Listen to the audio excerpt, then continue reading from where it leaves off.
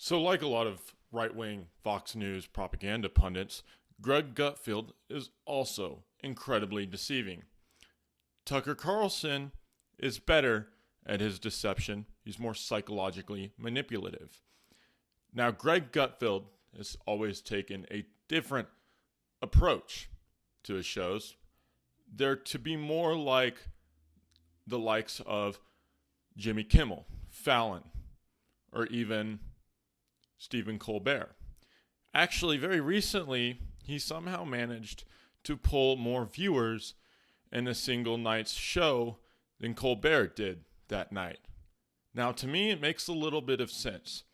As the 2020 election was approaching, I was consuming more and more media. Now, I don't watch CNN. I don't watch MSNBC. I prefer to consume media from the likes of Kyle Kalinske from Secular Talk, David Pakman, The Rational National, Brian Tyler Cohen, etc. I believe that independent media sources are more reliable and they are less likely to carry water for their political party or for even their favorite politicians. They're more critical of them. So the other day, I was scrolling through YouTube and I came across a clip from Greg Gutfeld where he tried to do his typical little comedy bit, which lacks all substance. And he tries to make a claim towards the middle of it where progressives are stuck in the past. Now, to me, that sounds completely illogical. Just being the definition of progressive is progress. You want to see things move forward despite where they currently sit. Yes, things have gotten better since the 1950s. Yes, everybody has the right to vote. But Washington, D.C., the citizens of Washington, D.C., they still don't have a voting elected representative in Congress. They can merely vote for the president. Take a look. Life just rolls on. And why? Because we all want the same things: Netflix, pizza, and clean underwear. No matter the color, we want to enjoy our lives, be safe and secure, enjoy a good game, eat a good hot dog, stand in line at Ace Hardware in our bright pink leggings. We all want effective law enforcement, but with as little abuse as possible. Now compare that to the CNN lens on American life. It's a dystopian nightmare of oppression. Nightly, this elite activist class pits whites against blacks without ever considering the consequences. Meanwhile, this narrative that America is racist gets crushed nightly by news footage of thousands of black and brown people pouring over the border.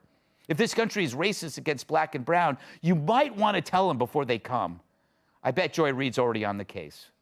And the Cuban protesters must be totally confused to see American media on their country, the country that ended slavery, Jim Crow, and instituted affirmative action on behalf of blacks. But still, it is a fact that you see everywhere you look in black and white.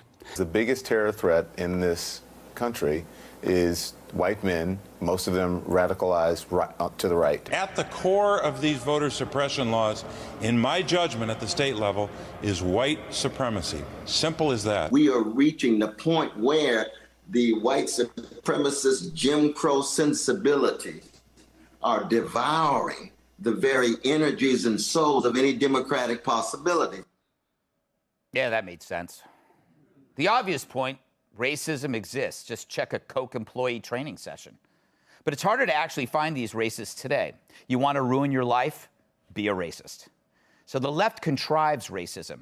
Today, expecting kids to learn math is white supremacy. Geology is racist. Comedy is racist. The only thing not racist is racism against white people. That's why so many hate crimes turn out to be hoaxes. There's such a shortage of real hate crimes that we got to concoct them to meet the media's demand.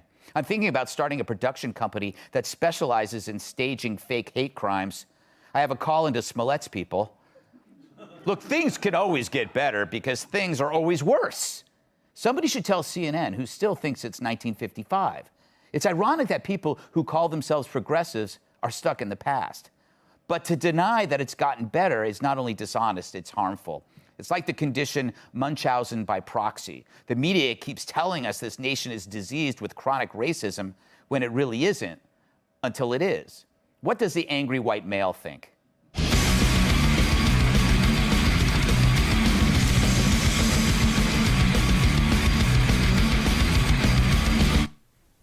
Are things better or worse? Well, I can't complain. Good food, good wine, nice weather. Oh, you said in terms of race relations, right? Yeah, I don't mind discussing that subject. Why don't I just have a sip of wine first? I'm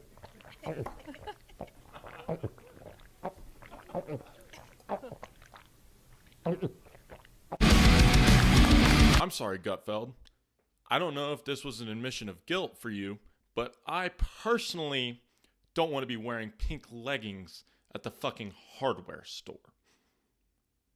That might be your thing, but truthfully, I think that you're engaging in the culture war, assuming that everybody on the fucking left, which is honestly the left accounts for a majority of the voting base in America, and that's only a handful of people, women, and then, maybe more flamboyant types. I don't care. That's not me. You're engaging the culture war. You're attacking the left.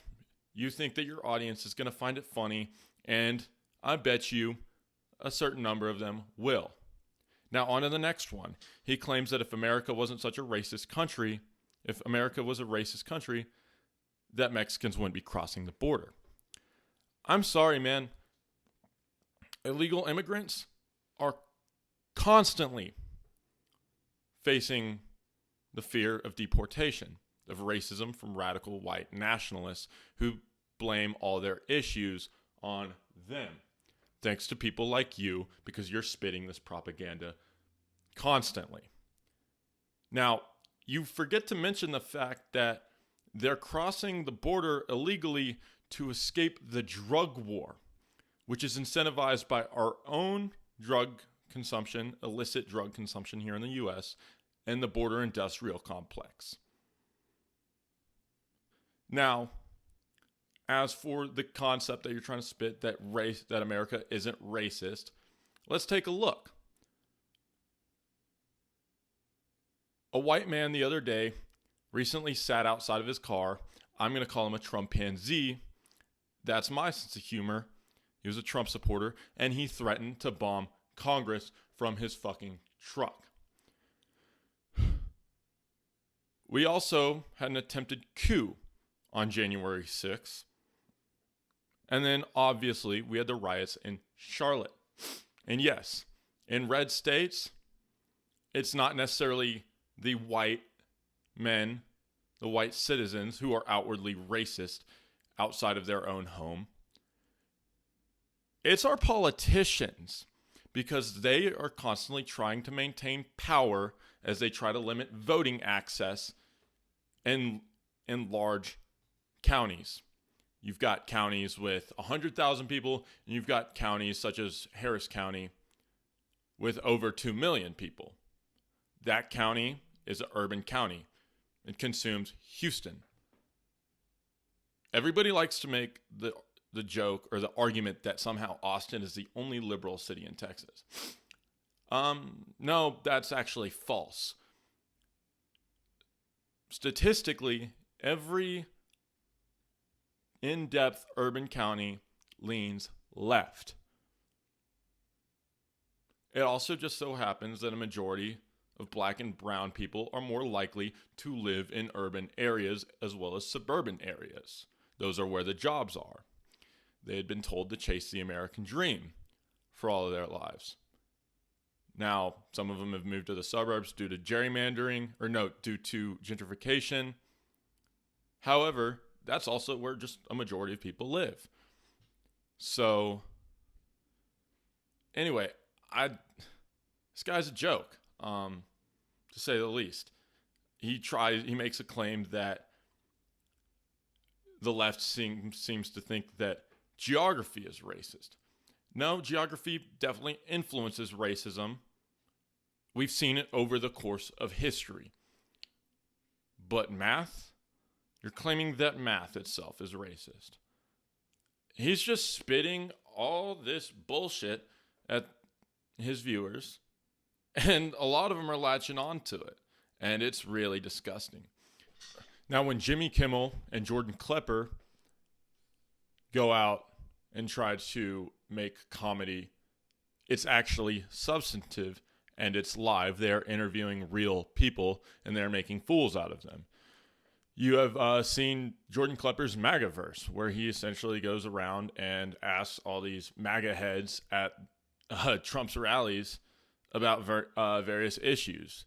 He definitely exposes their hypocrisy, and I dig it because it's kind of passive-aggressive, and he's not getting into an aggressive argument.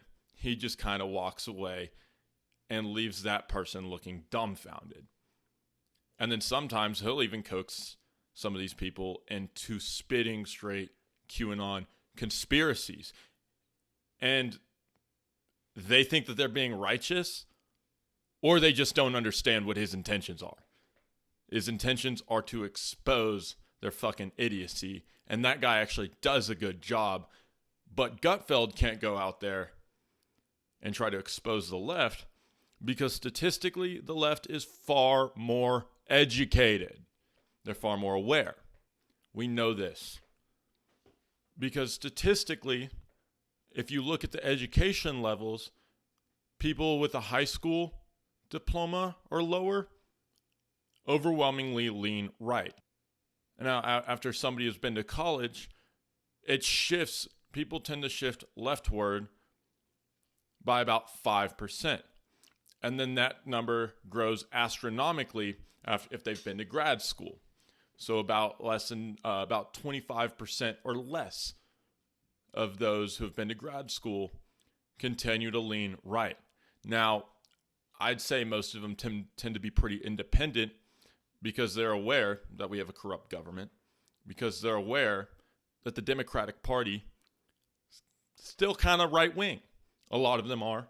Now, today I'm going to argue that Joe Biden is less right-wing than we initially thought. He pulled out of Afghanistan, has continued to take all this heat without caving and sending more troops back to do anything but pull people, to pull our allies and our citizens to the airport and bring them home. Now, up next, the Biden administration has decided to cancel student debt for people with permanent disabilities. This came Thursday after months of having Chuck Schumer and Elizabeth Warren pressure him to cancel $50,000 of student debt for absolutely everybody. Here's an article by Forbes. The Biden administration announced on Thursday that it will be automatically wiping out the federal student loan debt for 323,000 borrowers. The administration will be canceling borrowers' federal student loan debt through the Total and Permanent Disability Discharge Program. The TPD discharge program allows student loan borrowers who are unable to maintain substantial, gainful employment due to a physical or physiological medical impairment to get their federal student loans canceled.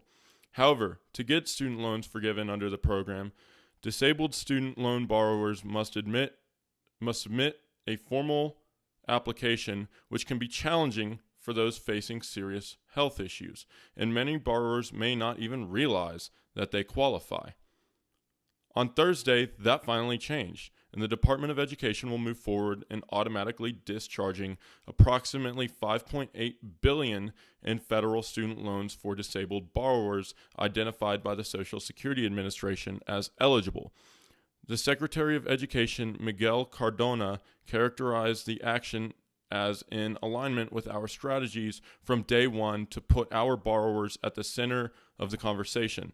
Today's action removes a major barrier that prevented far too many borrowers with disabilities from receiving the total and permanent disability charges that they are entitled to under law, he said.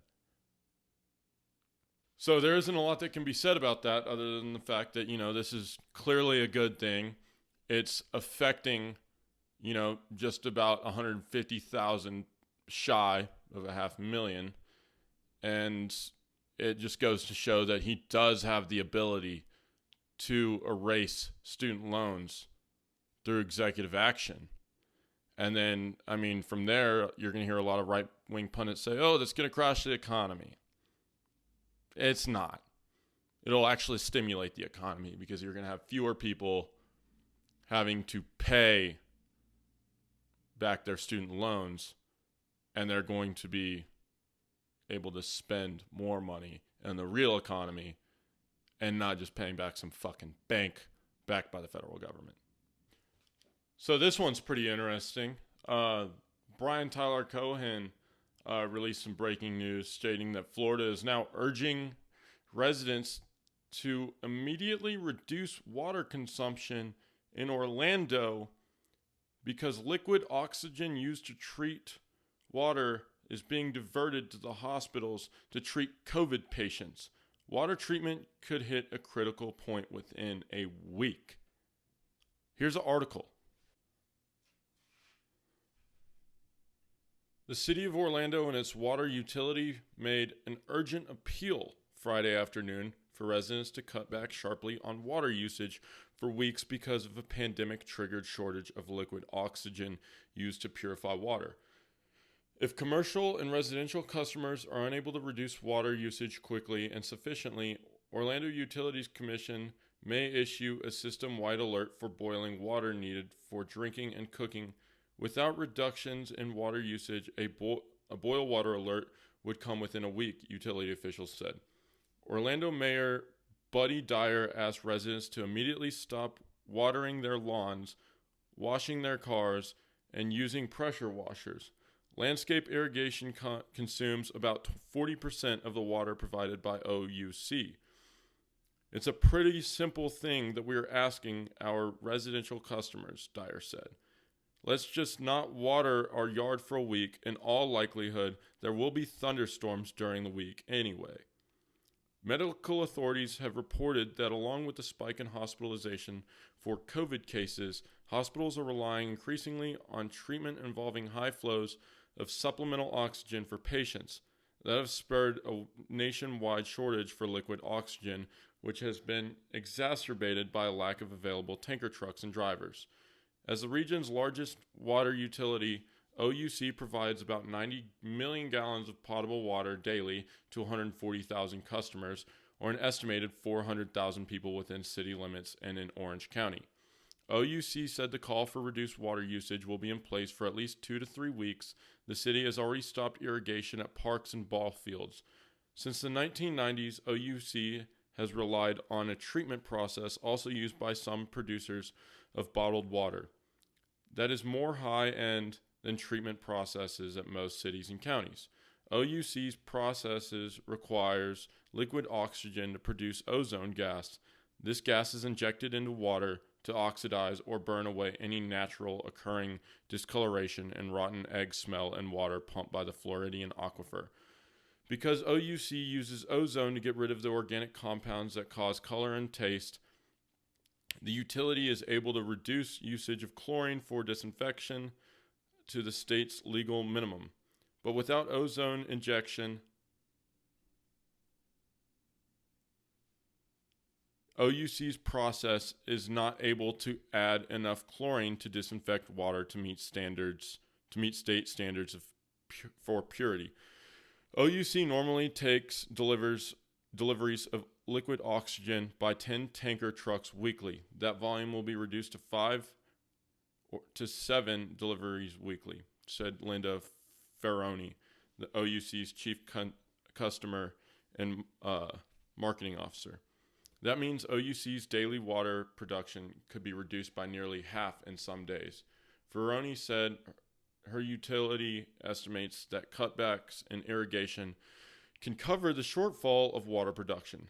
Our concern is if it should drop below that, Ferroni said, of the 5 to 7 weekly deliveries of oxygen.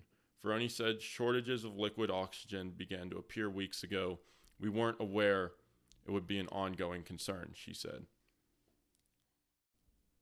Yeah, so they've got themselves in quite the position as Ron DeSantis defies mask mandates in public school districts, as he threatens to defund them, and Joe Biden has to go in and fund these school districts so that they can keep their kids safe.